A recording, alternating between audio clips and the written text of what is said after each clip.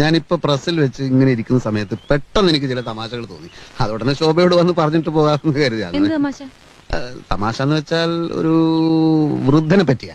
ഏത് വൃദ്ധൻ? ഒരു വൃദ്ധൻ. ഈ വൃദ്ധൻ ഹോട്ടലാണെന്ന് കരുതി ഒരു ബാർബർ ഷാപ്പിൽ കയറി. അപ്പോൾ വൃദ്ധൻ ബാർബറോട് എന്തുണ്ട്? അപ്പോൾ ബാർബർ കട്ടിങ്ങും ഷേവിങ്ങും. അപ്പോൾ വൃദ്ധൻ രണ്ടും ഓരോ പ്ലേറ്റ് പോരട്ടെ.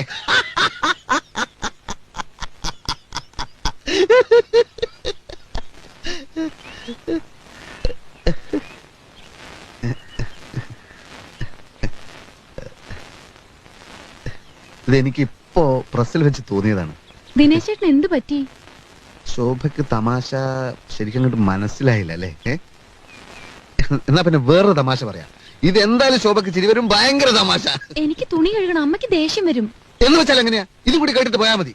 ഇതും എനിക്കിപ്പോ പ്രസ്സിൽ വെച്ച് തോന്നിയ വേറൊരു തമാശയാണ്.